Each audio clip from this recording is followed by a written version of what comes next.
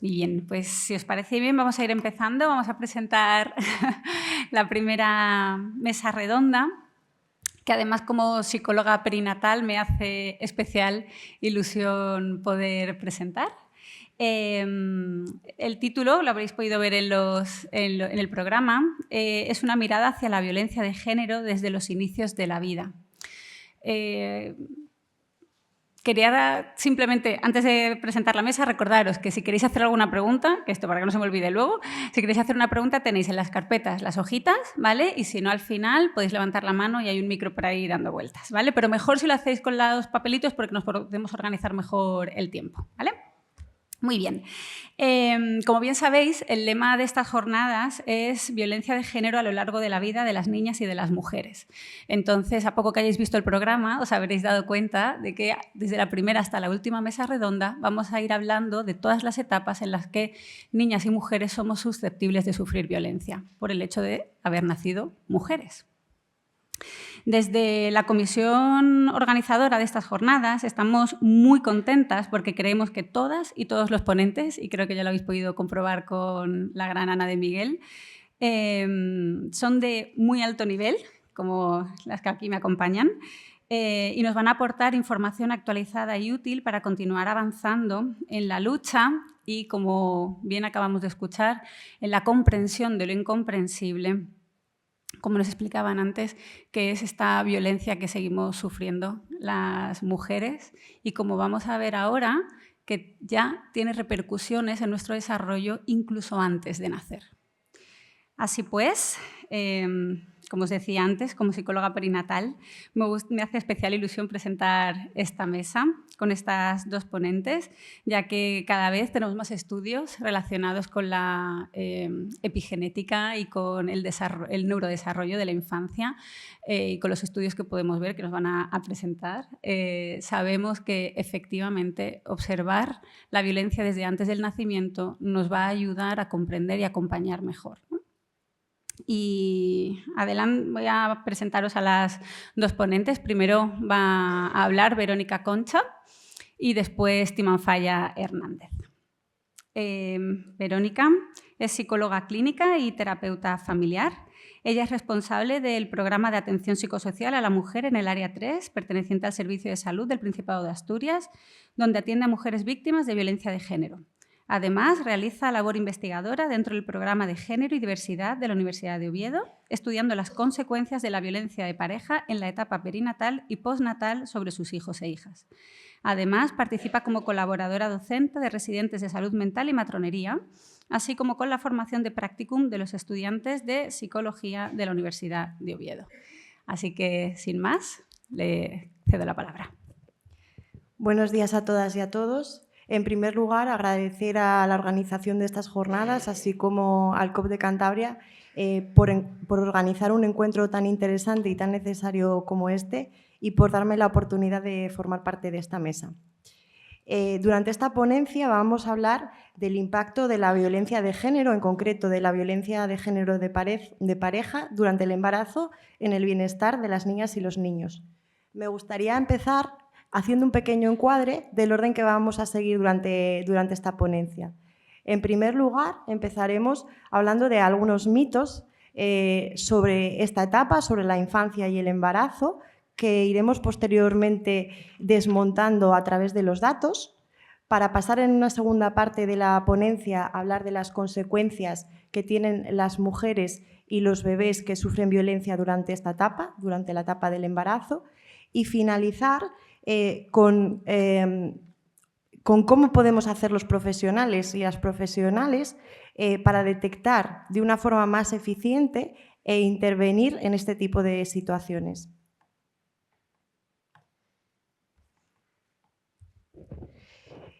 Vamos a empezar entonces por este trabajo de ir desmontando algunos mitos que todavía continúan presentes. El primero de ellos será el de que los niños que se encuentran en este tipo de situaciones son víctimas secundarias de esta violencia, lo cual implicaría pensar que hay un espacio no tóxico en estas unidades familiares. Este mito cae por sí mismo cuando pensamos y entendemos que la violencia no se limita a agresiones puntuales y concretas. La violencia es una forma de relación. El segundo de los mitos tendría que ver con que el hombre maltratador puede ser un buen padre. Es decir, que un hombre puede ser violento con su pareja, pero a la vez estar haciendo bien sus funciones como padre. Para desmontar este mito, no debemos más que imaginarnos el contexto al que llega un niño, que cae en una familia en la cual hay una relación de violencia entre su padre y su madre. Estos sistemas familiares se caracterizan por figuras masculinas que establecen un sistema de dominación y de control hacia sus madres, y estas violencias son violencias en las que el menor participa. Es decir, que los niños forman parte de estas dinámicas de relación y, por tanto, participan también de los ciclos, del ciclo de la violencia. El tercero de los mitos tendría que ver con que el embarazo es siempre un periodo feliz. Por el contrario, nos encontraremos con que el embarazo no es un contexto de protección ante los malestares y los sufrimientos de las mujeres, y que además tampoco es un momento de protección ante la violencia de género.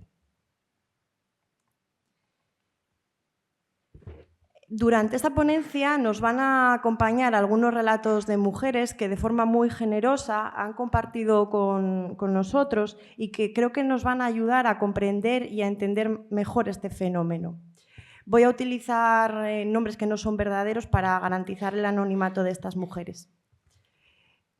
María nos cuenta: creo que en mi cabeza jamás me hubiera imaginado tener un hijo así, estando con pareja pero completamente sola, y él dándome dificultades.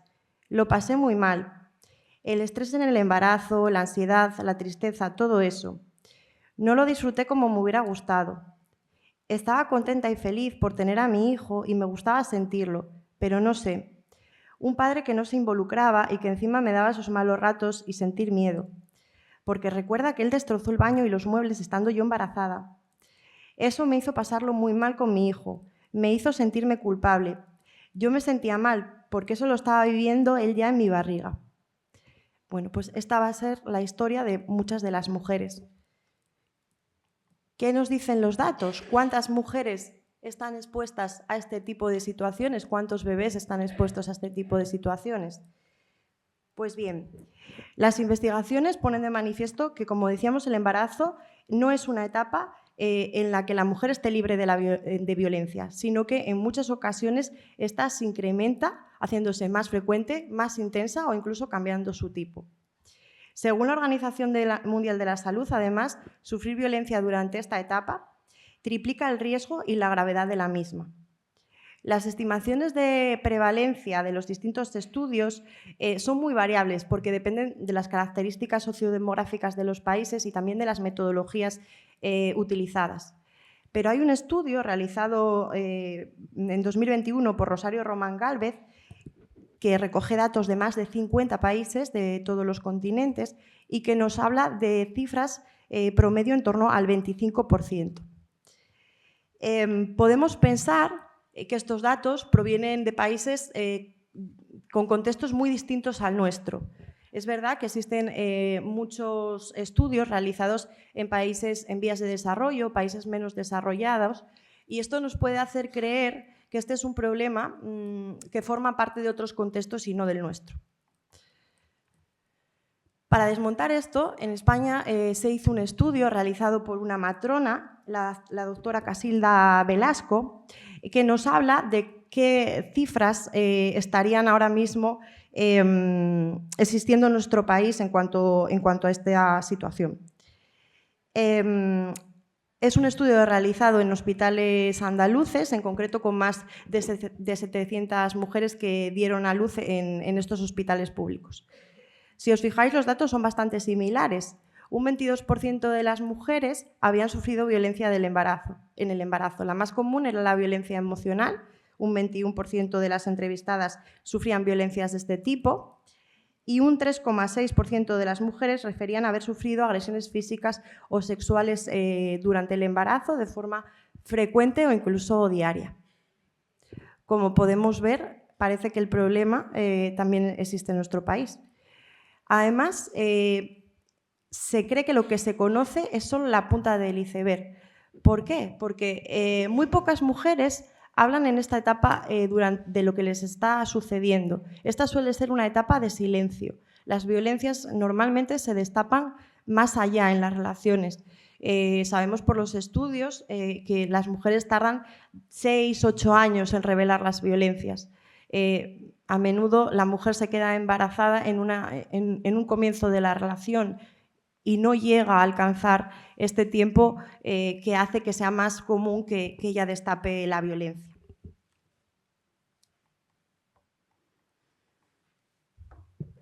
Una vez que conocemos los datos de mujeres y, por tanto, sabemos que este es un problema que tiene una relevancia importante, nos podemos preguntar cuáles son las consecuencias para las víctimas, para madres y bebés.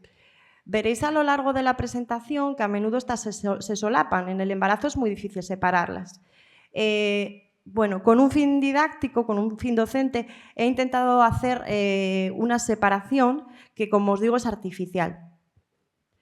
Vamos a empezar por las consecuencias físicas para la mujer embarazada. Por un lado, estarían aquellas que resultan más evidentes, las que son fruto de las lesiones físicas, fracturas, contusiones. Algunas mujeres hablan de golpes en el vientre mientras están embarazadas, lo que sería un daño directo no solo a la mujer, sino también hacia el bebé.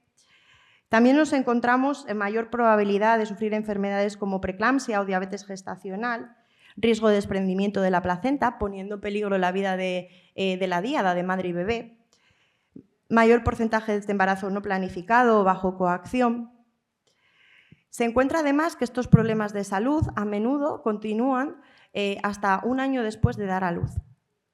Me gustaría aquí hacer un pequeño inciso, porque cuando pensamos en las violencias físicas, a menudo pensamos en aquellas violencias que son más evidentes. Se nos escapan las más sutiles, las más veladas, que a menudo yo observo en mi consulta, que son aquellas que más importancia tienen para dañar a la mujer, para dañar esta parte emocional en la mujer. Algunos ejemplos que recojo de relatos de mujeres serían presionar a la mujer para coger cargas elevadas durante el embarazo, cuando la recomendación médica es de no hacerlo, forzarla a trabajar de manera extenuante dentro y fuera del hogar, minimizar o negar los síntomas que aparecen de forma común durante el embarazo, como náuseas o vómitos, diciéndole que se los está inventando, diciéndole que lo que le gusta es llamar la atención y por eso está diciendo que se encuentra mal, que se encuentra enferma. Nos encontramos también que ellos retrasan o impiden el momento de llevarla al hospital durante el parto.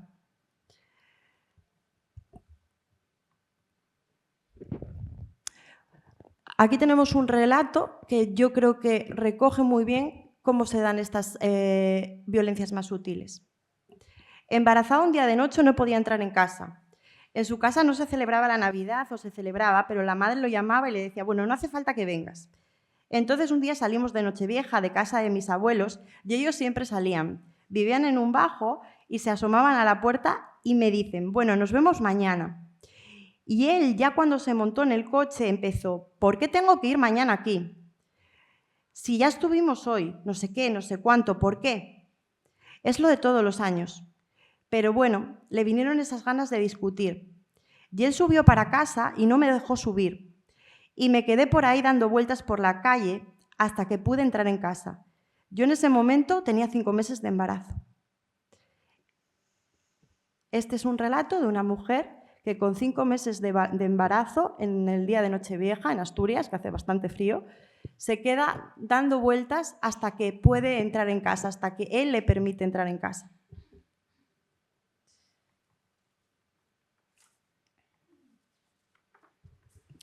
En cuanto a las consecuencias emocionales, la más común y la que todos nos podemos imaginar es ese bajo estado de ánimo. Bajo él se soterran pensamientos como que no va a poder ser buena madre, como que lo está haciendo mal, no estoy disfrutando suficiente del embarazo, estoy teniendo unos niveles de ansiedad que puede ser que afecten a mi hijo. Es decir, ya desde el principio una empieza a proyectar que además de mala mujer, también es mala madre. Sentimientos de culpa, deseo de morir, son algunos de los relatos que nos cuentan las mujeres que experimentan durante estas etapas. Algunos de los estudios hablan de que más de la mitad de las mujeres que están bajo esta condición tienen síntomas que corresponderían con depresión prenatal.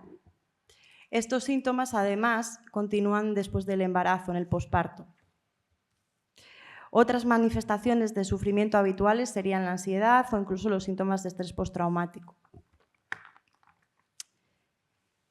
De la mano van las dificultades para cuidarse durante esta etapa. Es más probable que durante esta etapa las mujeres consuman tóxicos, consuman tabaco, alcohol, estando embarazada, que desregule su alimentación, lo cual produce que aumenten de peso de forma excesiva o que bajen de peso de forma excesiva. También es común que las citas que deberían hacer en sus controles prenatales sean irregulares o no se cumplan. Hay algunos estudios que encuentran que estas mujeres tienen mayor probabilidad de no acudir a las consultas o de no dar a luz en condiciones de seguridad. Yo en la consulta me encuentro otra realidad, porque creo que en España es más complicado que esto pueda suceder, ¿no? Al final el sistema sanitario está muy pendiente, los servicios sociales están pendientes. La realidad va por otro punto, que es que los hombres controlan lo que sucede en esas consultas. Controlan si ellas van o no acompañadas, controlan a qué tipo de servicios pueden ir. Hace poquito me contaba una mujer en consulta que tuvo que ir a un centro privado porque en la pública no le aseguraban que la persona que le fuese a atender durante el parto fuera una mujer, cosa que su pareja no permitía que la atendiese un hombre, ¿no? Entonces ella iba a las consultas iniciales súper nerviosa, esperando, cruzando dedos de que la matrona que le atendiese fuese una mujer y no un varón, no fuese un matrón. La salud sexual también se va a resentir. Bueno, si ya empezamos con que una no puede ir a las consultas, pues nos podemos imaginar todo lo que se desencadena. Estas mujeres tienen mayor riesgo de contraer infecciones de transmisión sexual. También hay un mayor riesgo de patologías como infecciones urinarias o infecciones vaginales. Y, por supuesto, y un poco de la mano también con estas violencias sexuales de las que antes hablaba la doctora Ana de Miguel, dolor en las relaciones. ¿Cómo no me va a doler si muchas de esas relaciones son no consentidas? Algunas de ellas sin esperar a que pase ese periodo recomendado después del parto para poder tener relaciones. Por último, hablar de las consecuencias letales, que además son de las que menos se conocen, suicidios y homicidios. Y de estas se conoce muy poco porque, desafortunadamente, cuando se recogen estos datos no se hace esa fragmentación, ¿no? De pensar, estas mujeres estaban embarazadas cuando se suicidaron, cuando las mataron. Es un área todavía como muy pendiente de investigar. Bueno, entonces sabemos cuáles son las consecuencias para las mujeres, pero cuáles son las consecuencias para el bebé y por cómo se transmiten estas consecuencias. Muy brevemente, ¿vale? Pero yo creo que esta explicación es necesario que la tengamos. Bueno, en la diapositiva podéis observar un pequeño esquemita de cómo funciona el eje hipotálamo hipofisiario adrenal. Es bastante conocido, así que un breve apunte nada más. Cuando en condiciones normales de no estrés y de no embarazo, este eje funciona con un mecanismo de retroalimentación negativa, lo cual significa que cuando llegamos a un nivel de cortisol en sangre, ese cortisol inhibiría la segregación de ACTH y de CRH. ¿Qué pasa en el embarazo? Bueno, pues en el embarazo esto cambia, porque en el embarazo toda la fisiología de la mujer va a empezar a establecer cambios desde el momento en el que se queda embarazada. Si este sistema funciona correctamente durante la gestación, se va a producir un aumento progresivo de los glucocorticoides, que culmina tras el parto. Durante el embarazo, la placenta va a segregar una sustancia que es conocida como la CRH placentaria, muy similar a la CRH segregada por el hipotálamo, que sin embargo en este caso no inhibiría la segregación de cortisol, de ACTH y de CRH. Tendríamos, por lo tanto, una retroalimentación, en este caso, positiva. De forma que estos niveles van aumentando progresivamente a lo largo del embarazo hasta llegar a unos niveles de hasta 40 veces superior cuando llega al nivel del parto. ¿Para qué es esto? Bueno, pues esto es lo que facilita el desarrollo del bebé, la maduración de los órganos fetales, como pueden ser los pulmones, el intestino, y también ayuda a indica al organismo cuándo debe cesar la creación de células y cuándo debe iniciar la maduración de otras. Bueno, es interesante saber esto para ver qué ocurre cuando la mujer está bajo una situación de estrés crónico. Si estos niveles de glucocorticoides que llegan al feto son muy elevados o se producen en momentos inapropiados, recordamos que iban subiendo progresivamente, pueden alterar la programación epigenética del eje hipotálamo hipofisario adrenal. Esto, como veremos después, es fundamental, porque es lo que puede dar lugar también a alteraciones a largo plazo. En condiciones de estrés se producen desajustes. ¿Por qué? Bueno, para decirlo sencillamente, vamos a nombrar 3 motivos. El primero de ellos, hay un aumento de glucocorticoides por encima de lo normal. El segundo de ellos, este nivel de estrés produce una vasoconstricción que va a hacer que los nutrientes y el oxígeno no lleguen de forma correcta al feto. Y por último, hay una enzima que, bueno, yo creo que tenemos que tener en cuenta, solo nombrarla, la enzima 11-beta, que es una enzima que asegura que los niveles de cortisol en sangre no lleguen al bebé de forma que lo perjudiquen, que empieza a funcionar de forma disfuncional. ¿Qué ocurre con esto? Bueno, pues ocurre que los niveles de cortisol se convierten en neurotóxicos, pasando directamente al cerebro del bebé. Esto puede dar lugar a diferentes consecuencias. En primer lugar, la mortalidad perinatal, siendo esta la más grave de todas, ¿no? También está estudiado cómo estos bebés son bebés más prematuros, que por tanto tienen un peso más bajito al nacer, les cuesta más coger también peso. Son bebés que necesitan de más ingresos en las unidades neonatales.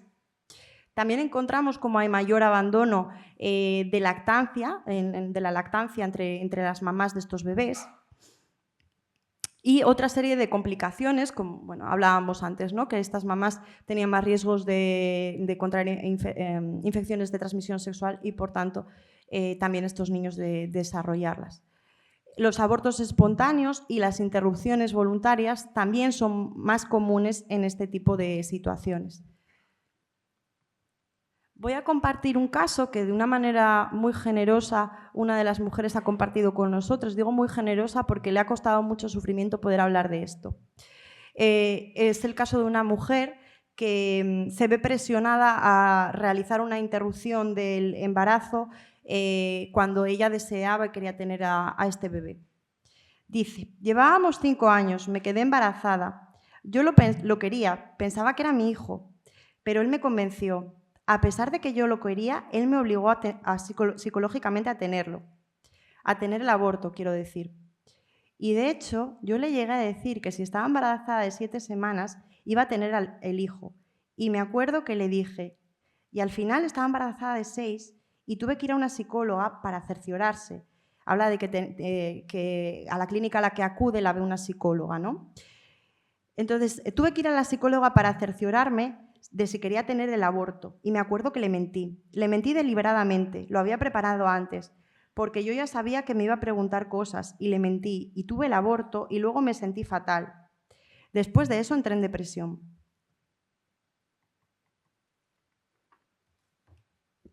Bueno, como decíamos, pues, estas consecuencias también pueden ir hacia lo letal en madres y en bebés.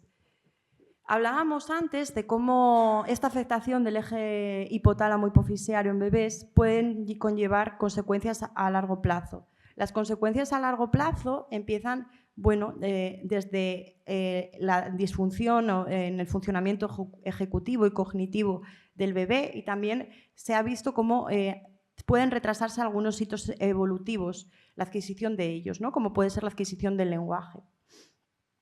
Además, los bebés prematuros que sobreviven a este periodo serían más propensos a sufrir parálisis cerebral, enfermedades respiratorias, problemas de aprendizajes, porque la prematuridad al final se convierte en un factor de riesgo para otras enfermedades futuras, no solo en la infancia, sino también en la adultez.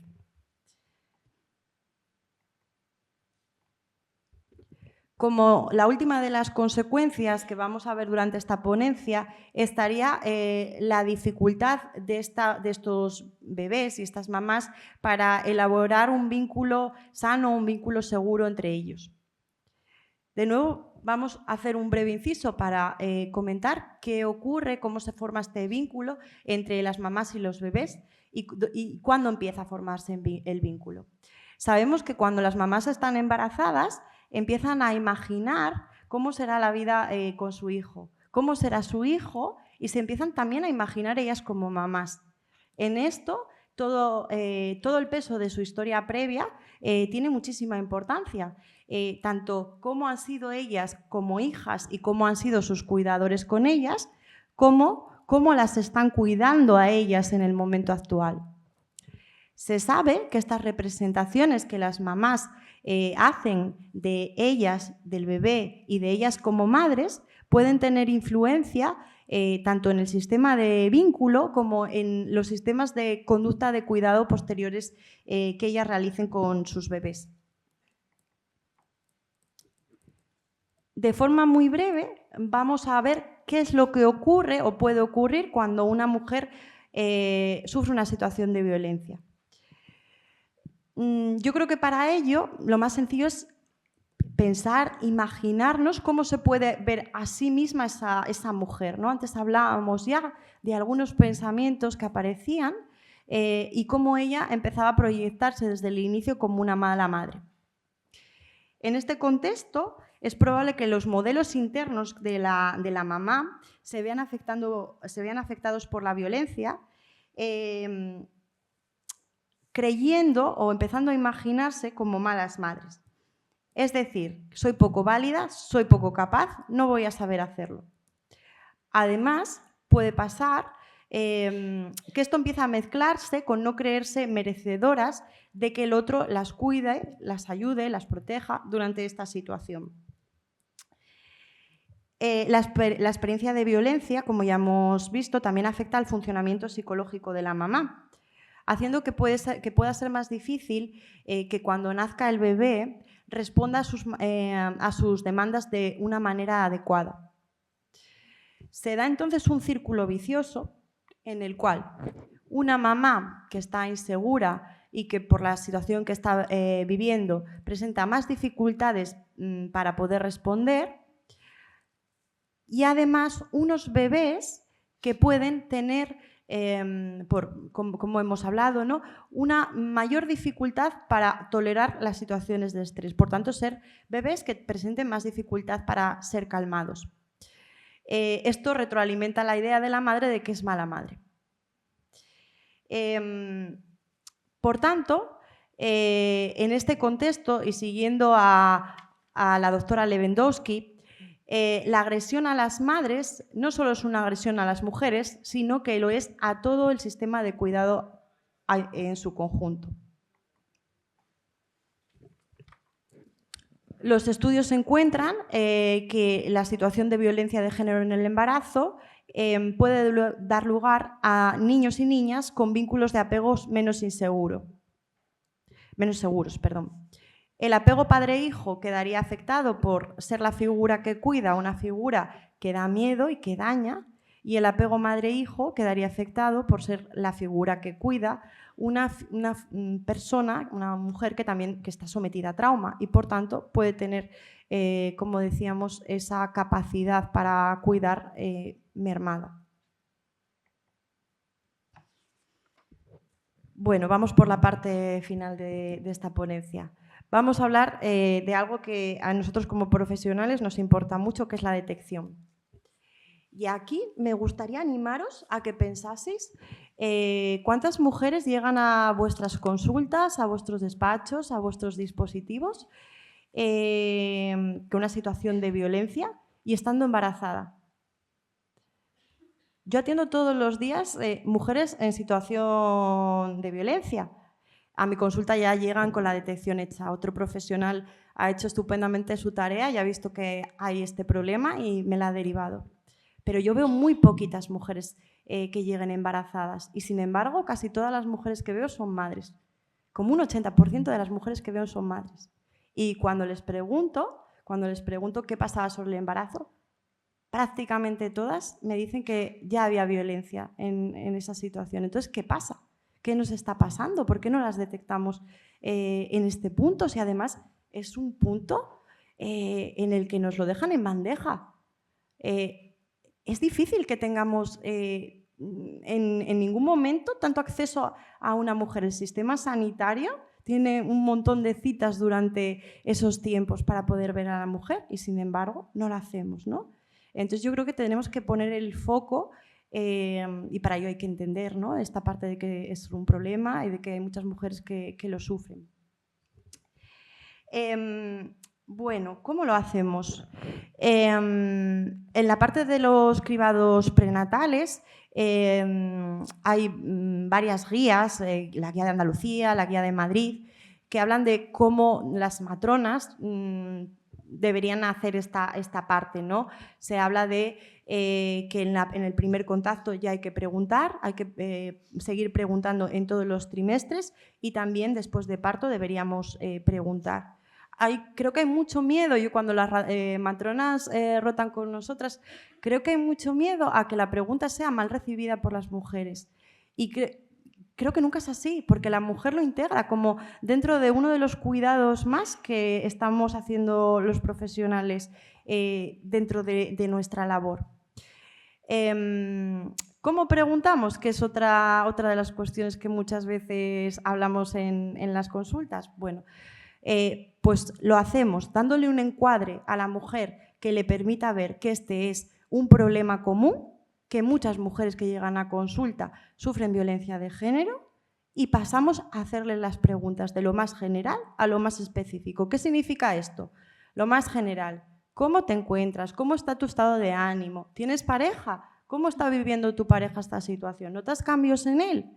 Vamos de lo más general a más específico, a preguntarle directamente por los tipos de violencia. Cuando hay un problema en casa, cuando hay una discusión, ¿cómo se soluciona? ¿Soléis gritaros? ¿Soléis insultaros? ¿Vale? Vamos a ir recogiendo entonces, a medida que vayamos encontrando síes en las respuestas, vamos a seguir, ¿vale? Y además, como vamos a tener más oportunidades, porque lo vamos a tener que hacer en distintas etapas, bueno, pues si algo se nos queda en el tintero, podemos aprovechar en las siguientes consultas. Bueno, esta es nuestra parte, ¿vale? La parte de los psicólogos. ¿Cómo lo hacemos durante la anamnesis? ¿Cómo lo hacemos durante nuestras entrevistas? Esto, desde luego, no lleva una entrevista, lleva muchas, ¿vale? Los que tengamos acceso, como es mi caso, a la revisión de historia clínica, podemos utilizarla, ver por qué acude esta mujer a las consultas, acude mucho, acude poco, cuáles son sus malestares, cuáles son sus sufrimientos. Revisaremos también su historia familiar, cómo era la relación de sus padres, ¿había violencia de género ya en esas relaciones? ¿Cómo fueron sus parejas previas? Si había relaciones previas en las que ya hubiese habido violencia de pareja. También vamos a observar cómo llega la mujer y cuando viene acompañada también cuál es la actitud del varón, ¿no? de su pareja. ¿Es invasivo? ¿Contesta por ella? ¿Cómo se dirige a ella? A veces en lo más sutil, en lo no verbal, ya observamos descalificaciones. Estamos preguntándole a ella y responde él. No, la descalifica con la mirada. Son pistitas, ¿no?, que vamos a tener que ir cogiendo. Vamos a explorar también el contexto en el que este bebé llega al mundo. ¿Cómo tomó la decisión la pareja de que querían ser padres? ¿Quién pone ese tema sobre la mesa? ¿Fue un bebé buscado? ¿Es un bebé deseado? También vamos a explorar cómo se está sintiendo de acompañada durante el embarazo, cuáles son las personas que te están apoyando en este momento, te estás sintiendo sola, qué necesitarías. Bueno, pues toda esa parte que ya nos dice de qué figuras de apego está necesitando tirar, si es que las tiene. Vamos también a conocer cuáles son las dinámicas de la relación, los derechos, los deberes, así como las atribuciones y roles de los miembros de la pareja. Y esto, que parece muy complicado, es tratar de ver si es una relación simétrica o asimétrica. Preguntas como ¿cómo repartís las tareas en casa? ¿Quién lo decide? ¿No? ¿Cómo vais a hacer cuando nazca tu bebé? ¿Alguien se va a quedar en casa cuidándolo? ¿Cómo lo habéis decidido? ¿Que eres tú la que te quedes? ¿Vale? Es decir, es tratar de ver si hay un desequilibrio en estas relaciones.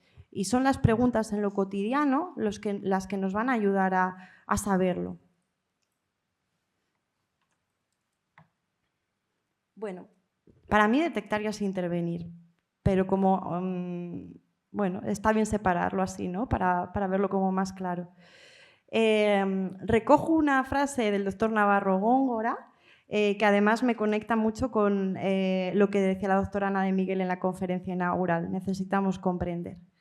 Entonces dice él: salir del síntoma, intentar comprender la experiencia antes de diagnosticar e intervenir. Comprender genera una actitud más cercana. Cuanto más tiempo se invierta en entender, más fácil resultará el cambio.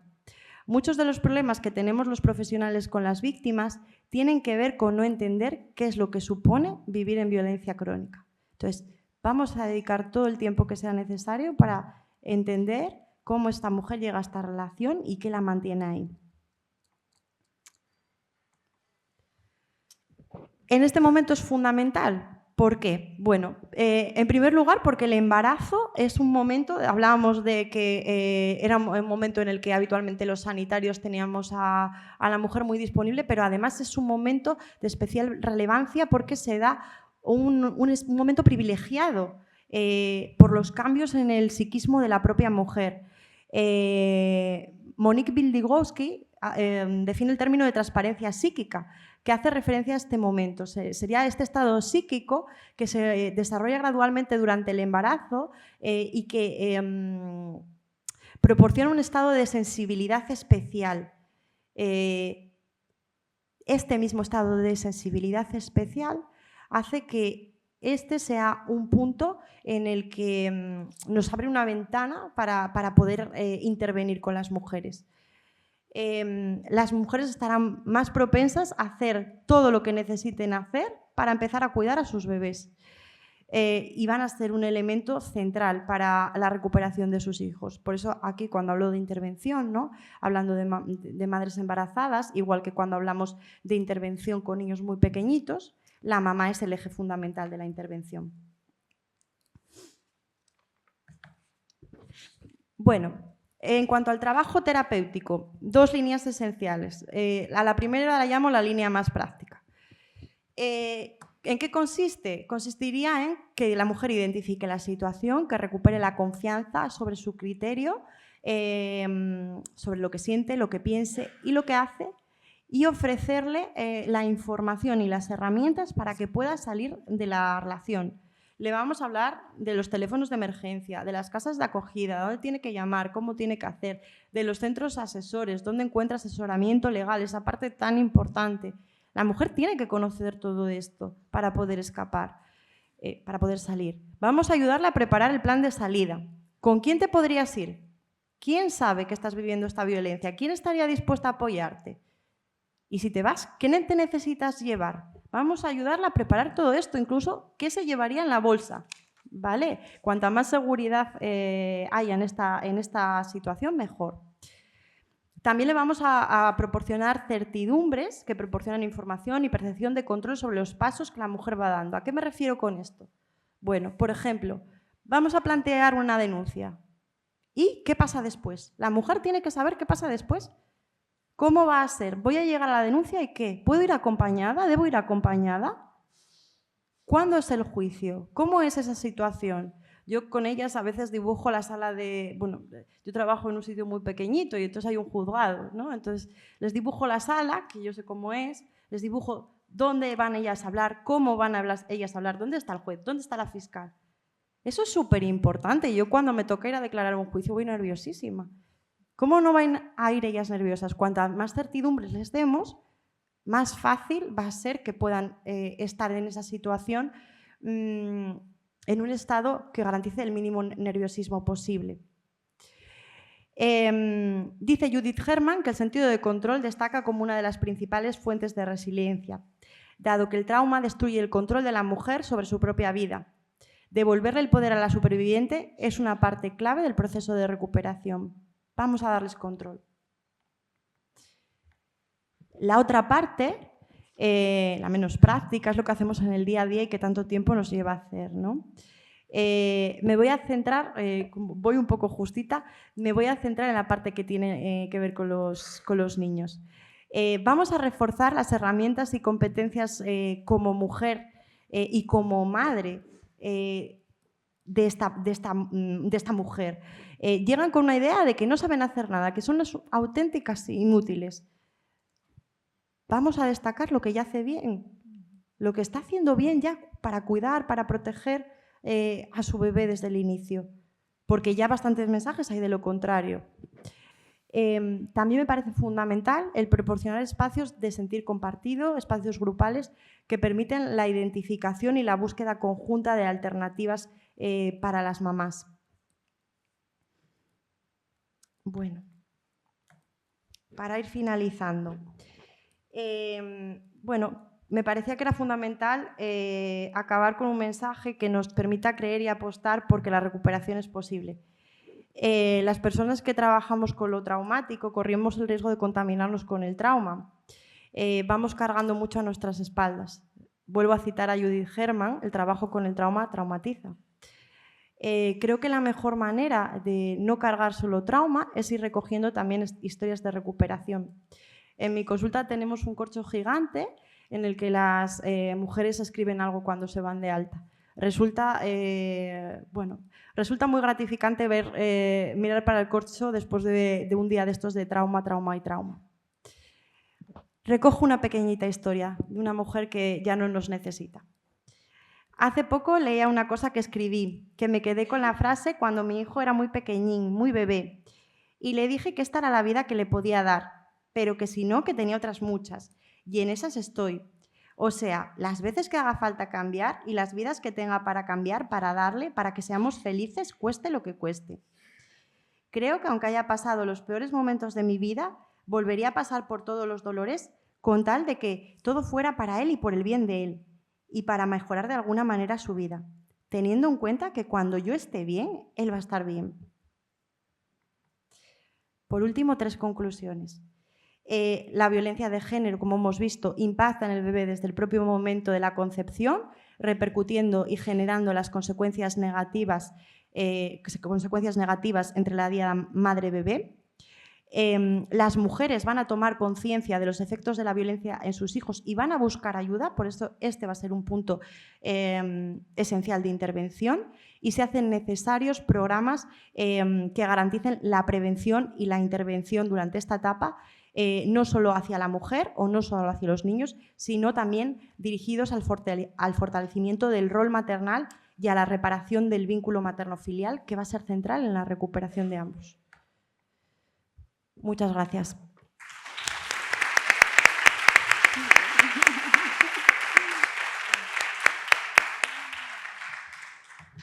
Muchísimas Muchísimas gracias, Verónica. La verdad que la he disfrutado un montón y me han gustado muchas partes. Solamente quería destacar esto que decías de la importancia de dar voz y de detectar, ¿no? Pienso que a veces pensamos que una mujer embarazada, ¿no? Lo que es el imaginario colectivo es de repente un ser de luz y nada más lejos de la realidad, ¿no? Hay que poder dar espacios, que habitualmente son espacios que generamos las mujeres, así que hay que dar espacios para que puedan hablar, para que puedan quejarse y para que puedan nombrarlo. Y me ha gustado un montón. Muchísimas gracias. Y ahora, le vamos a dar paso a Timanfaya Hernández y a su ponencia Violencia de género en la infancia y adolescencia, relación con la salud mental en la edad adulta, que como veis es la continuación de esto. Timanfaya es psicóloga sanitaria y forense. Es vicedecana del Colegio Oficial de Psicología de Madrid, secretaria técnica del Consejo General de Psicología de España y miembro de la coordinación de la División de Psicología Jurídica del Consejo General de Psicología de España. Ella es máster en Ciencias Forenses, especialista en evaluaciones periciales psicológicas y diploma de estudios avanzados en Psicología Clínica y de la Salud en la Universidad Autónoma de Madrid. Es experta en violencia, trauma y enfermedad mental grave. Docente en el Máster de Psicología General Sanitaria y además es directora de 2 centros de atención psicológica. Así que, nada más, adelante. Bueno, pues buenos días a todas, a todos. Lo primero, muchísimas gracias por la oportunidad de estar esta mañana aquí con todas vosotras y con todos vosotros. Y muchísimas gracias por la organización de esta maravillosa jornada. Nelly, te miro a ti, al colegio y, por supuesto, también al Consejo, ¿no? Que ya es la 15ª vez que tenemos la oportunidad de reunirnos y poder hablar de la importancia y de dar visibilidad más desde la psicología a la violencia de género. Bueno, y para centrarme en lo que en este ratito yo voy a intentar exponer, yo creo que es importante decir que algunas de las cosas las ha nombrado Verónica y entonces me van a servir, ¿no? Pues para dar un poquito de mayor amplitud para saber qué es lo que pasa cuando un niño, cuando una niña, un adolescente vive una situación de violencia de género, de violencia en su casa, en su familia, y cómo eso puede repercutir en su vida adulta. Voy a empezar con una cosa que yo creo que es buena porque cuando yo me ponga a hablar ahora seguramente de factores de biología del trauma o de epigenética en las que me voy a detener un poquito más, me podéis decir, oye, Timan, ¿y esto de dónde viene, ¿no? Bueno, pues mirad, yo tuve la oportunidad, tuve la suerte de que allá por el año 2004 a mí me dan una beca en la cual tengo la ocasión de poder trabajar, intervenir, conocer, bueno, pues de todas las casuísticas que hay en una unidad de rehabilitación con pacientes con enfermedad mental grave en un hospital de Madrid, que es el Hospital Rodríguez Lafora, que tiene una visión absolutamente, o sea, lo digo aquí, ¿no? Porque además aquello ya hace pues, 20 años, mucho más biologicista, en ese momento casi todo lo que era, ¿no? Los psicólogos y psicólogas especialistas clínicos estaban, ¿no? empezando esa andadura. Y entonces a mí, que yo llego allí, pues eso, muy jovencita y que me apasiona, ¿no? de todo lo que es conocer la enfermedad mental grave, a mí me llama muchísimo la atención una vez que van pasando los meses, y es que con todas las personas que tened en cuenta que una unidad de rehabilitación es una unidad en la que las personas viven con sintomatología, en su mayoría, sintomatología psicótica de muy larga evolución y con un pronóstico de cronicidad en las que muchas veces, bueno, pues, unidades de rehabilitación muy pocas veces salen porque si no se van a otros, bueno, pues a otros dispositivos, ¿no?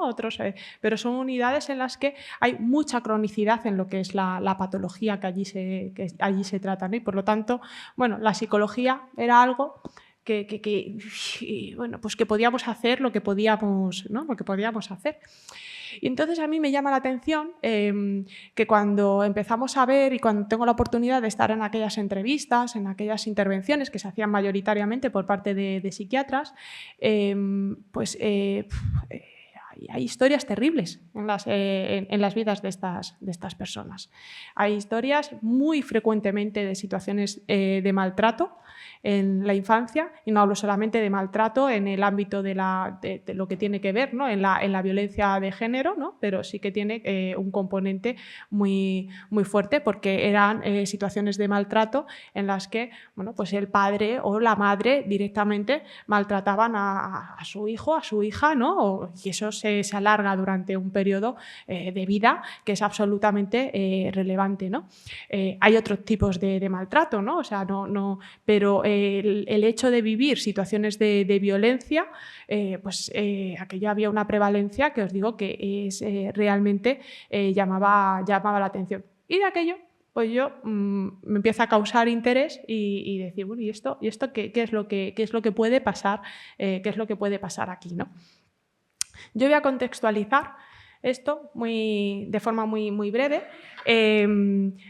Si bien el lunes tenemos es el Día Internacional de la Eliminación de la Violencia contra las mujeres, bueno, pues hace 2 días nada más ha sido el Día Mundial de la Infancia, que lo que pretende es ratificar y conmemorar la aprobación de la Declaración de los Derechos del Niño, de la Niña y de los Adolescentes de la ONU, ¿no? Entonces, bueno, pues siguiendo esto, sí dejar algunos apuntes, ¿no?, sobre qué es lo que consideramos maltrato. El maltrato se define como todo tipo de violencia, de perjuicio o abuso físico o mental, un descuido, trato negligente, malos tratos o explotación mientras el niño se encuentra bajo la custodia de sus padres, de un tutor o de cualquier otra persona que le tenga a su cargo, ¿no? Y luego pues podéis ver que ya muchas veces decimos reciente, no tan reciente, porque ya tenemos una ley, ¿no?, la LOPIBI es del 2021, pero también viene a definir todo lo que tiene que ver con una situación de maltrato en la infancia, que habla de toda la acción, omisión o trato negligente. Bueno, ahí lo tenéis. Yo voy a seguir las diapositivas, os lo voy a ir contando así. Cualquier cosa que necesitéis, yo a vuestra entera disposición para dejaros, o sea que tampoco son datos que están ahí. ¿Qué entendemos por maltrato en la infancia? Pues ahí lo tenéis, ¿no? Maltrato físico, todas y todas conocemos, el maltrato emocional, todo lo que tiene que ver, evidentemente, con las situaciones de maltrato sexual, y también las situaciones de negligencia, que pueden ser tanto en el plano físico como en el plano también psicológico. Por marcar algunos números, estos datos que tenéis aquí vienen del RUMI, que es el Registro Unificado del Maltrato a la Infancia.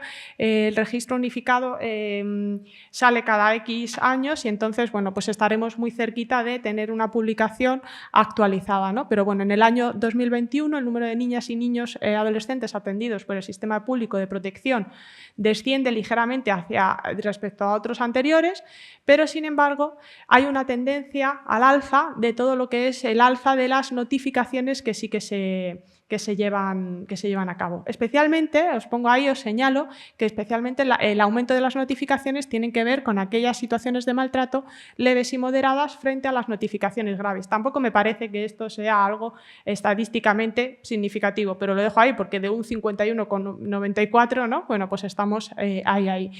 Y luego sí que a mí sí que me parece que es muy interesante, que es que en el 2021 aumentó el número de notificaciones de maltrato a personas menores de edad con discapacidad, ¿vale? Y esto habla de algo de lo que vamos a hablar, que es del concepto de vulnerabilidad.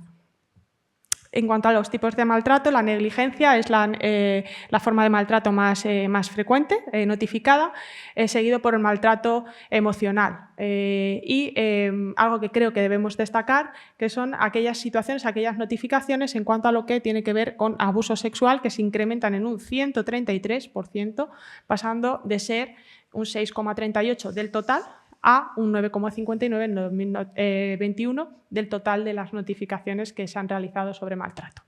Ahí tenéis una esfera y aquí tenéis todo lo que es los tipos de maltrato, con todo además separado por comunidades, ¿no? Comunidades autónomas, y los tipos de maltrato registrados para que si los queréis los podáis consultar.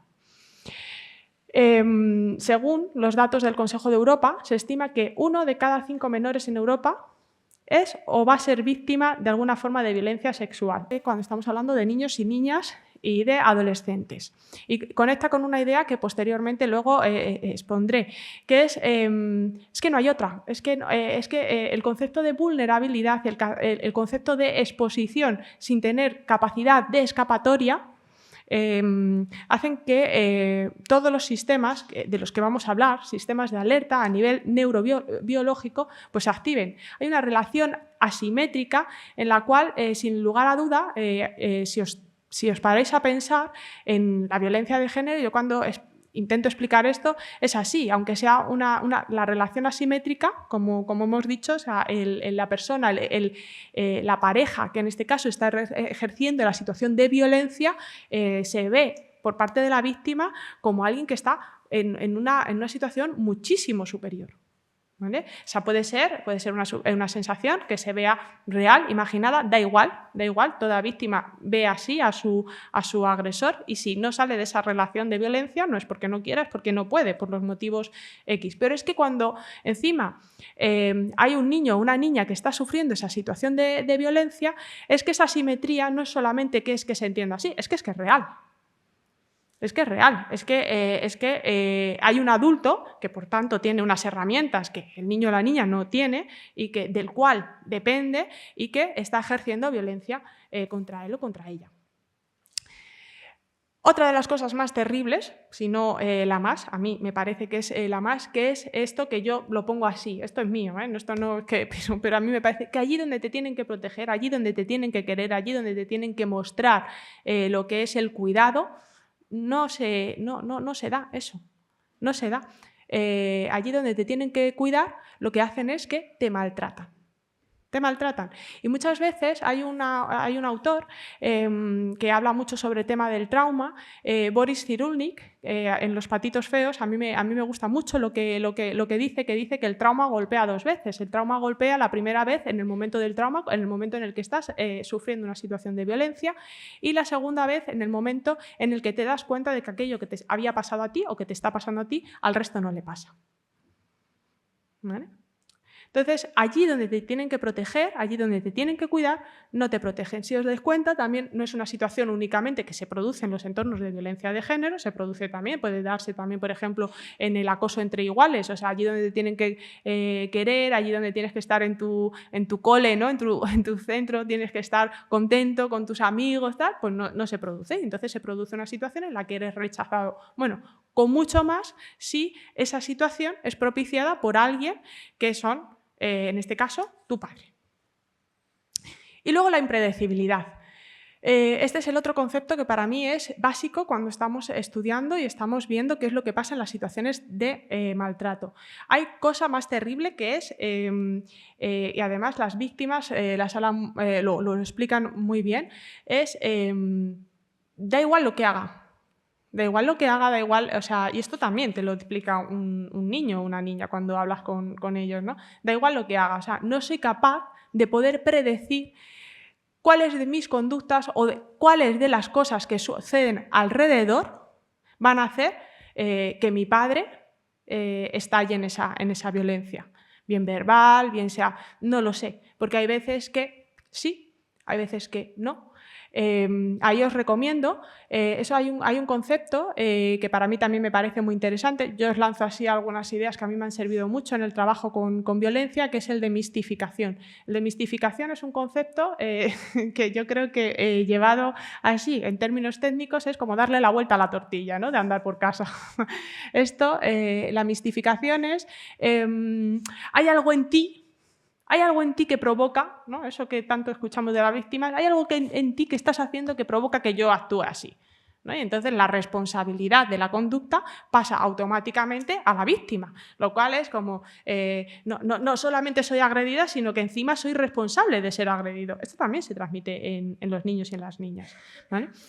Hay un artículo de hace muchísimos años, de 1940, pero que es digno de leer, que es de Lange. Yo os lo recomiendo, se llama Mistificación, Confusión y Conflicto, que habla de eso que tanto conocemos, que es el refuerzo intermitente, ¿no? Pero habla de las 10 formas de enloquecer a alguien, ¿no? Yo os recomiendo que lo estudiéis, que lo leáis y que veáis cómo cuando eso se aplica a situaciones de violencia de género, ¿no? En las relaciones afectivas, ¿no? Pues realmente el por qué una persona puede llegar a desarrollar X síntomas o determinados trastornos, ¿no? a nivel mental. Uy. Ahora, ¿qué es esto del estrés? Porque una situación de ese tipo, la violencia, supone una situación de estrés. Vamos a explicar que pues el estrés es una situación de respuesta natural del organismo, que es necesario, esto lo escuchamos, desde la psicología conocemos esto. Evolutivamente nos ha servido para sobrevivir, evidentemente. O sea, todo lo que nos provoca estrés, hay para mí 2 emociones que son absolutamente condicionantes y que prevalecen por encima de otras a la hora de sobrevivir, que son el miedo y el asco. Están hechas, o sea, de alguna forma para permitirnos, o sea, pues desde etapas muy prehistóricas, ¿no? Que si viene un león, la típica cosa, ¿no? Que si viene un león, pues te echas a correr, tienes miedo. O aquellas situaciones en las que te vas a comer algo, te vas a echar algo que no tenías ahí, todo lo de las estas alimentarias, porque cuando vas a ver algo te da asco o te produce tal, y entonces pues no te envenenas. El miedo y el asco son 2 situaciones que están hechos absolutamente para que podamos sobrevivir. Ahora, ¿qué es lo que sucede cuando estamos en una situación en la que estamos sometidos a una situación de estrés continuado, ahora lo vemos, y que el miedo está presente continuamente en nuestro organismo? Se produzca una activación general del organismo y permite que nos adaptemos a los cambios que se producen pues a nuestro alrededor. Claro, o sea, cuando estamos o sea, si la forma de sobrevivir es decir, bueno, a ver cómo yo me adapto por aquí, ¿no? ¿Cómo hago para poder vivir? Porque el máximo fin de cualquier organismo, de un ser humano, es la supervivencia, incluso hasta cuando, fijaros, respuestas como puede ser una pérdida de conocimiento, está hecho para sobrevivir. Es decir, o sea, el cerebro lo que manda es un mensaje rápido de decir, fuera todas las funciones, que aquí lo más importante es que llegue oxígeno, que sigamos bombardeando y que el cerebro se mantenga. Ya está. O sea, la máxima urgencia es la supervivencia. ¿Y de qué depende de ese estresor? Y yo creo que aquí es donde nos tenemos que centrar a la hora de hablar de cómo repercute la violencia en niños y niñas. Pues fijaros, del tipo de estímulo, del problema o situación, de la interacción entre el estresor y el sujeto. Vamos a empezar a analizar qué es lo que sucede cuando un niño o una niña vive una situación de violencia en su casa. El tipo de estímulo puede ser físico, puede ser verbal, puede ser psicológico, puede ser una amenaza, puede ser que estemos viviendo una situación absolutamente atemorizante de cómo tu madre está siendo, ¿no? amenazada, maltratada. Es una situación de miedo, es una situación en la que veo pues, a mi padre que viene viene en cualquier circunstancia que pueda venir, ¿no? que ejerza esa violencia de la interacción entre el estresor y el sujeto.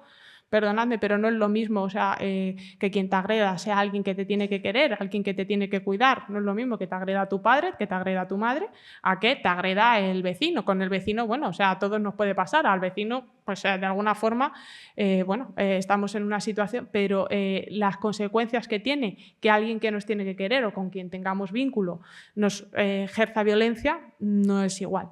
La duración a la exposición del estresor.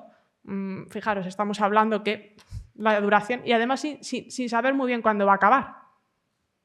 Porque cuando podemos predecir, eso que os hablaba de la impredecibilidad, la duración es pues hasta que muchos dicen, o sea, pues yo lo único que quiero es escapar de aquí. Escapar puede ser de muchas formas, entonces aparecen, ¿no? muchos niños, muchas niñas, una idea, o sea, que hay que entender, empiezan a aparecer las ideas incluso autolíticas, si no me puedo ir de aquí, pues lo que quiero es desaparecer, claro, o sea, cualquiera puede pensar en eso, ¿no?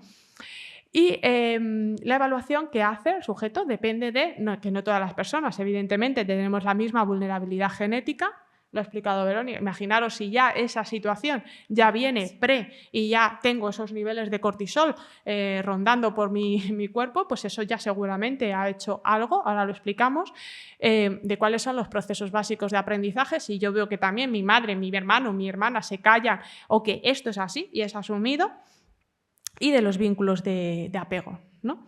Y este resultado implica pues, una reacción, bien sea aguda o crónica. También digo una cosa, ahora lo vamos a ver, que tiene que ver con esto. En psicología, yo creo que cada vez un poquito menos, pero pasa algo que no pasa en el resto de otras profesiones, y ahora me voy al ámbito médico-sanitario. Eso de que nosotros como psicólogos, psicólogas lo solucionamos todo, pues no lo solucionamos todo. O sea, incluso una persona que está sufriendo situaciones de maltrato en la infancia que tienen una lesión, pues muy posiblemente vaya a tener una cosa que se llama una secuela. A nadie se nos ocurriría pensar que, pues, que una persona que por X motivos ha desarrollado una diabetes mellitus tipo 2 dependiente de insulina, le vayamos a decir, oiga, mire usted, no se preocupe que yo le voy a quitar la insulina y usted va a poder hacer lo que quiera en la vida. Bueno, pues no es así. En psicología también pasa eso. O sea, cuando una persona está sometida a una situación como esta de violencia, hay ciertos mecanismos en su organismo que se alteran y eso produce una cronicidad en muchos casos. Y eso no significa, ¿va a estar enferma de la persona toda su vida? Definamos que va a presentar una sintomatología, seguramente. ¿Vamos a poder ayudar en la calidad de vida? ¿En qué es lo que va a hacer esa persona? Pues claro que sí, para eso estamos. Ahora, ¿va a desaparecer? No, seguro que no. ¿Cómo afecta el estrés a nuestro organismo? Lo ha mencionado antes Verónica. Nosotros tenemos dos vías endocrinas especialmente activadas en la respuesta al estrés. La primera es el eje hipotálamo hipófiso adrenocortical, que es la que se encarga del cortisol. Se empieza a liberar esa hormonita de cortisol, todos la hemos sentido en algún momento, ¿no? O sea, cuando tenemos, de repente nos va más rápido el corazón, sudoración, bueno, pues lo que sea, ¿no? Y la rama del sistema simpático adrenal medular, que lo que hace es que se liberan las catecolaminas, ¿no? Bueno, una excesiva estimulación de estas dos vías lo que hace es pues, que al final termina afectando al sistema fisiológico y se produce también una alteración del funcionamiento. Y aquí está lo novedoso y lo que quiero incidir, una respuesta inflamatoria, ¿vale? Yo me voy a dedicar mucho a todo lo que tiene que ver con las teorías actuales, nuevas, a las que también invito que lo reviséis, que son las teorías de la inflamación de la mente como una posible, a mí me parece que muy acertada, como una posible vía de explicación a qué es lo que pasa con toda aquella sintomatología, a lo que es la patología mental, sino que plantea, bueno, hay procesos que se inflaman, parece que no hemos encontrado, o sea, cuando nadie ha encontrado todavía cuál es el origen de la esquizofrenia, ahora nos vamos, bueno, pues es que a lo mejor hay procesos inflamatorios que explican mejor, ¿no? Que haya una determinado área o algunas cosas. ¿Qué entendemos por trauma? Bueno, pues el DSM-5 ya nos dice que constituye una amenaza para la integridad física y psíquica de la persona.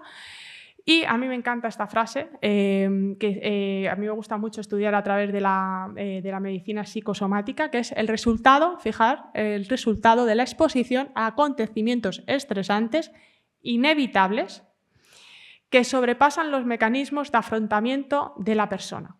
Entonces, como yo he venido aquí a hablar de cuál es la relación con la enfermedad mental en la edad adulta, ya os adelanto que yo, de alguna forma, de una forma así como muy dinámica, ¿no? O algo así, yo creo que todo lo que tiene que ver, yo me tuve que centrar en el desarrollo de lo que es la psicosis, ¿no? Pues porque cuando te pones a investigar algo, a ti te dice, ya, muy bonito todo esto, pero céntrese en qué. Bueno, pues en psicosis, ¿no? Yo lo hice en psicosis, ¿no?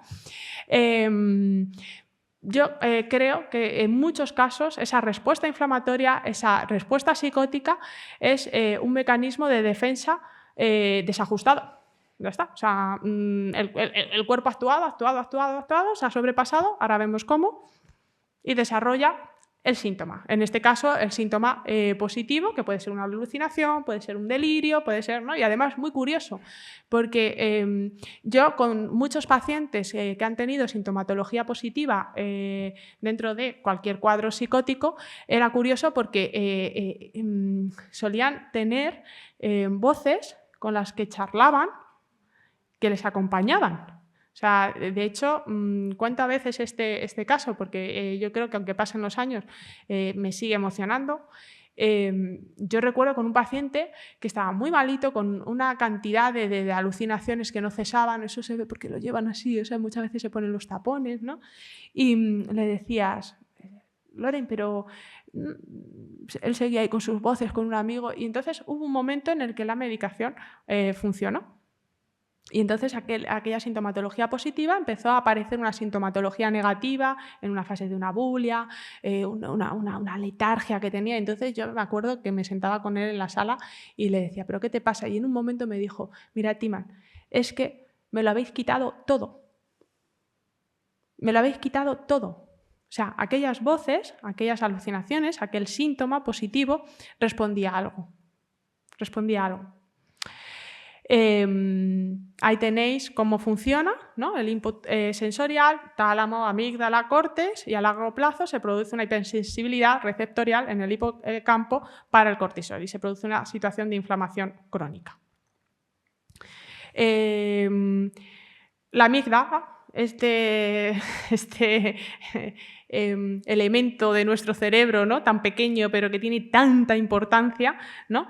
Bueno, pues ya os digo, da significado emocional a todo lo que tiene que ver con la experiencia. Cuando está hiperactivada, ¿no? Estimula lo que es el hipotálamo y además tiene una característica que es especialmente delicada, que es que tiene memoria. Tiene memoria, la amígdala tiene memoria, eso está muy bien para muchas cosas, pero está muy mal para otras. Tiene memoria y una capacidad de respuesta, por lo tanto, automática. ¿Vale? Es decir, ante cosas que nos generan la misma sensación que tuvimos en algún momento, ¡paf! La liberación de determinados neurotransmisores, la liberación de determinadas sensaciones, vuelve. ¿Y eso qué produce? Pues eso produce un sistema, como os ponía, de alerta absoluto en el cuerpo. O sea, eso produce que el cuerpo todo el día está de alguna forma desajustado. ¿Cómo? Yo suelo poner a mis pacientes el ejemplo de que imaginaros que tenéis en casa estas alarmas ahora maravillosas que tenemos, ¿no? ¿Para qué están calibradas las alarmas? Pues las alarmas están calibradas para que cuando salgamos de casa, si hay alguien que entra en casa y que no sea uno de los que vivimos, ¿no? Pues aquello se ponga a pitar y todo el mundo se entere y entonces se haga la foto. Pero imaginaros que cada vez que os movéis, aquello se pone a pitar. Y por la noche cuando estáis tranquilos, pues se pone a pitar. Entonces, ¿qué es lo que pasa? Terminad, con perdón, desquiciado. Terminad desquiciado. Entonces, bueno, pues en el cerebro cuando hay una hiperactivación de la amígdala, pasa algo así. Llega un momento en el que es tanta la hiperactivación que tenemos que entonces el mecanismo se desajusta, nuestro sistema nervioso está ya de los nervios y entonces, ¿qué es lo que solemos hacer en esos momentos? Fijaros como respuesta así, por eso la pongo, que decimos, apaga eso. La desconectamos, o sea, la desconectamos. ¿Por qué? Porque decimos, yo no puedo más con esto, o sea, prefiero no escucharla, que entre quien tenga que entrar, pero no puedo estar cada 10 minutos en un AI, ¿no? Claro, cuando eso produce, ¿eso qué produce? Eso produce que las células inmunitarias encargadas de producir la inflamación se vuelven inmunes al cortisol. Es decir, el botón de apagado de la inflamación se rompe y la inflamación permanece continuamente activada. ¿Vale? Ya no tenemos el proceso inhibitorio, ya no somos capaces, nuestro cerebro ya no es capaz de decir, ojo, no recibas esto, el botón de apagado ya no está, ya no hay off, ya no se puede cortar la alarma y se produce una activación continuada. Es decir, el estrés crónico está asociado con la incapacidad de las células inmunitarias para responder a las señales hormonales que normalmente regulan la inflamación. Y esto precisamente, de lo que estamos hablando y que así he explicado, ¿no? Bueno, pues intentamos entender, esto es lo que se llama epigenética. Esto se llama epigenética. ¿Epigenética qué es? Es todo aquello que sucede a nuestro alrededor, en nuestro contexto, aquellas circunstancias que tienen un impacto en nuestra salud, en nuestro sistema nervioso, que llegan a tener tal efecto que incluso se llama metilar el ADN. Metilar el ADN es esto. Metilar el ADN es conseguir que células que están preparadas, receptoras, se bloqueen y que ya entonces no funcionen. Vuelvo a incidir, esto que es tan básico en otros procesos, como puede ser y que está muy estudiado, por ejemplo, tumores cancerígenos, fumar, ¿Vale? Esto pasa en eso, cuando los tumores se desarrollan, o sea, aquellas células que son inhibidoras de la posibilidad del crecimiento de un tumor, cuando fumamos, ¿no? Hay gente que dice, no la desarrolla, no. Bueno, pues porque no tiene esa vulnerabilidad, pero en muchos casos es sumar, ¿no? Y entonces lo que se hace es la posibilidad de que se desarrolle el tumor. Pues en lo psicológico, en lo emocional, igual. Cuando hay esa conexión, en esa disregulación de esos ejes, ¿vale? Y las situaciones de negligencia, de abuso, de maltrato, ahí tenéis algo de bibliografía, luego os la voy a dejar toda, y se produce una hiporreactividad cuando hay fallas del cuidado, es decir, el sistema está hiporreactivo, fallas en el cuidado, incapacidad para responder adecuadamente y una hiperreactividad, una sensibilización del eje con casos de maltrato y otras situaciones traumáticas. ¿Vale? A ver, tengo 5 minutos. Venga, 5 minutos os cuento qué es lo que yo estudié y cómo esto lo relacioné, porque como estos son los datos más teóricos, ¿no? Y más de investigación. Mirad, a mí en esa relación, claro, como veía pacientes con enfermedad mental, ya os he dicho que en su mayoría pacientes con diagnóstico de psicosis, esquizofrenia, otro espectro psicótico, bueno, pues me dio por estudiar el maltrato en la infancia y la esquizofrenia en parte de lo que era una investigación dentro del doctorado, ¿no? Y entonces, bueno, pues ahí tenéis, mirad, de aquí lo más interesante es que hay un metaanálisis, o sea, de Varese, que dice, fijaros, que la odds ratio, ¿qué es eso? La odds ratio es 2,8, eso es que las personas que están expuestas a situaciones de adversidad en la infancia tienen una mayor probabilidad de desarrollar trastornos psicóticos, 2,8 veces mayor que una persona, que sujetos que no lo están. Es decir, se multiplica por 3 las posibilidades de que aparezca enfermedad mental psicótica. Esto, nada, o sea, utilizamos el término maltrato psicológico pues porque evidentemente es lo más importante que acompaña a todas las situaciones del resto de maltrato. Y fijaros, lo que planteaban las líneas actuales eran, bueno, sí, parece bastante claro, ¿no? Cómo que cuando alguien sufre maltrato y cuando desarrolla una enfermedad mental de tipo psicótico, pues parece que hay una relación. Ya, pero ¿qué es lo que está mediando ahí? ¿Qué es lo que pasa ahí? O sea, ¿cuál es la variable que modula esa relación? Bueno, pues parece señalarse que el apego, aquello que llamamos apego, el vínculo, que tiene que ver todo con todo lo que es la violencia, evidentemente, con padre, madre, el cómo vivimos aquello, pues parece que tiene un papel muy relevante. Y de hecho, ya algunos autores señalan que la interacción entre el trauma y el apego desorganizado ya es un antecedente del estilo cognitivo que estaría basado en la paranoia. ¿Vale? Os quiero mostrar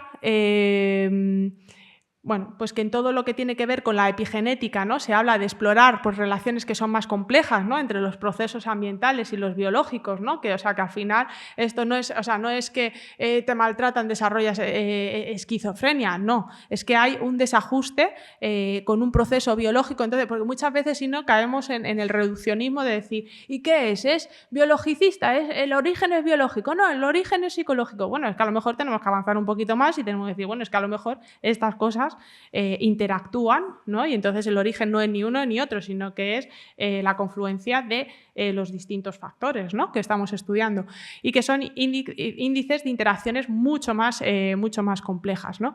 Fijaros, ya en algunos estudios post-mortem con neuronas del hipocampo se vio que víctimas de suicidio que tenían ya historias de maltrato, ¿vale? Se hallaron diferencias significativas en niveles de ARN mensajero. Bueno, yo os pongo ahí, ¿no? O sea, como una metilación mayor de la expresión de un gen, ¿no?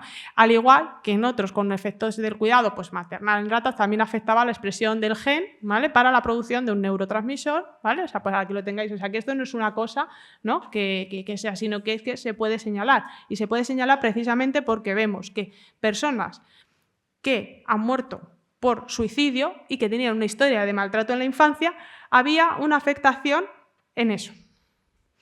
Aquí tenéis un grafiquito, ¿no?, que explica lo que es todo lo que es el trauma en la infancia, todo aquello lo que es la vulnerabilidad a nivel genética, otros factores, ¿no?, que tienen que ver con el entorno, como puede ser, bueno, pues evidentemente el uso de sustancias, un bajo nivel socioeconómico, ¿no?, todo lo que es, pero en el desarrollo, pues todo lo que es la alteración de la metilación, os lo dejo ahí. Mirad. Yo seleccioné personas con un grupo control, con antecedentes, o sea, en las que evidentemente cumpliendo todo lo que son las medidas de investigación, con un diagnóstico concreto, que no hubiesen otras características que estuviesen alterando ese diagnóstico, ¿no?, que pudiesen ser interpretadas de otro punto de vista. Pasé 2 instrumentos, uno que se llama el JVQ y otro que se llama el CAMIR. Uno mide todo lo que es victimización en edades tempranas, en infancia y adolescencia, y otro que mide apego. Deciros que pasar este tipo de pruebas a personas que tienen una situación de diagnóstico psicótico es tremendamente difícil. ¿Por qué? Porque cuando tú empiezas con determinadas preguntas que están dentro de estas pruebas, pues, o sea, imaginaros, ¿no?, la posibilidad, hay que seleccionarlo de una forma muy determinada. ¿Y qué es lo que yo obtuve? Pues mirad, lo más interesante, esto, para no... Tenéis en una parte, en una de las columnas, la muestra original del JVQ, ¿vale?, y la muestra clínica estudiada. Y fijaros, de la muestra que yo utilicé, alguna vez el 100% había vivido alguna situación que llama de crimen de victimización. Pero fijaros, si os vais no soy capaz de... Bueno, abajo que veis Any Child Maltreatment, la situación, la posibilidad, ¿vale?, de que hubiese una prevalencia del 61,53 en la muestra frente a la muestra original del JVQ del 13,8. ¿Vale? Fijaros cómo es, o sea, que hubiesen vivido una situación de maltrato en la infancia, ¿vale?, que mide específicamente, esos ítems miden específicamente el maltrato en la infancia, era de 61,53, ¿vale?, frente al 13,8, ¿vale?, por ciento de lo que era la muestra de la prueba. ¿Dificultades? Pues las que os digo, ¿no? O sea, pues que no es sencillo cumplir con estos criterios y que evidentemente... ya termino, que las evaluaciones en situaciones de maltrato y apego, pues que no resulta sencillo. Bueno, y lo que yo planteo aquí es, bueno, pues la necesidad de una explicación de todo lo que es más amplio, ampliar esa mirada, porque desde la violencia explicamos muchas cosas, no solamente la psicosis. Esto ya os digo que es centrado en la psicosis, pero si os vais a cualquier otro trastorno de tipo trastornos de personalidad, depresiones que hemos llamado depresiones endógenas, ¿no?, pues os animo a que veáis todo lo que es la teoría de la inflamación de la mente, la explicación de la depresión, que es muy, muy, muy interesante. ¿En qué algunas reflexiones? A una verdadera prevención. No estamos hablando solamente de actuar en la infancia, sino que estamos hablando también de cómo estamos pudiendo hacer una verdadera prevención en la edad adulta, ¿vale? La necesidad de hacer una vigilancia red, el sistema comunitario es absolutamente y que esté absolutamente interconectado, y de hacer una intervención temprana, porque al igual que, como estoy diciendo, esas modificaciones que se pueden producir si se interviene de forma temprana, pues hay soportes, pues mucho de ese desarrollo de enfermedad pues, pueden que no se den, ¿no? Aquí tenéis todas las referencias bibliográficas que necesitéis. Y bueno, y terminar con una frase: que solo se ve lo que se mira y solo se mira lo que se tiene en mente, de Bertillon. Así que muchísimas gracias por vuestra atención.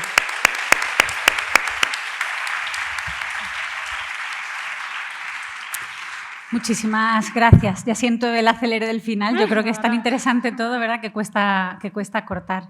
Me quedo con muchas cosas que has comentado, ¿no? Pero cuando en la infancia se rompe este sistema de seguridad, esa ruptura del apego, ¿no?, cuando la persona que se supone que te tiene que amar te está maltratando a ti o está maltratando a tu madre, a ti se te despierta el miedo, pero si cuando giras y tu madre tiene una cara de más miedo que tú, te quedas solo o te quedas sola, ¿no? Y qué importante es eso. Ahora sí tenemos preguntas, ¿eh?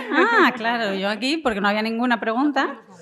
Entonces, sí. respuestas cortas, ¿vale? Verónica, empiezo contigo. A ver si entiendo la letra, que claro, no me ha dado tiempo a leerlo antes. Vale. Y tengo una reflexión final que sí que quiero hacer de una matrona. En embarazadas y madres expuestas a violencia de género, ¿es aconsejable y o aplicable tratamiento grupal con otras embarazadas y algo más, pero no sé lo que pone, perdón, pero con otras embarazadas yo creo... no, lo siento. ¿La que lo ha escrito quiere decir la última palabra? Y otras madres, perfecto, perdona, ¿eh? A mí me parece fundamental, porque lo que aporta el grupo no somos capaces a llegar en lo individual a ello. Al final, el trauma, soy breve, el trauma se genera en lo relacional y lo relacional también cura, ¿no? Entonces, qué importante tener otros espacios en los que podamos sentirnos identificados con otras mujeres. Antes hablaba Tim Manfaya de esto de que cuando uno vive una experiencia de trauma piensa que solo le ocurre a él, ¿no? Y entonces tendemos a echarnos la culpa, a pensar que lo que he vivido, ¿cuántas veces me preguntan, me dicen en la consulta, ¿por qué ha aguantado todo esto? Bueno, pues al ver a otras mujeres que han pasado por lo mismo, que son mujeres maravillosas y que han vivido o viven también esta experiencia, pues todo eso se diluye, ¿no? No solo eso, sino que yo en la parte de como madres lo encuentro fundamental, porque por mucho que, bueno, esta parte de que decíamos, ¿no? De resaltar las competencias y las herramientas que tienen, no es lo mismo que se lo hagas tú a que se lo diga una persona, un igual. Es verdad, sí. Timanfaya, gracias por la ponencia, dicen. ¿Y crees que en el entorno forense se tienen en mente en las valoraciones los vínculos y la posible violencia vivida en los modelos de relaciones?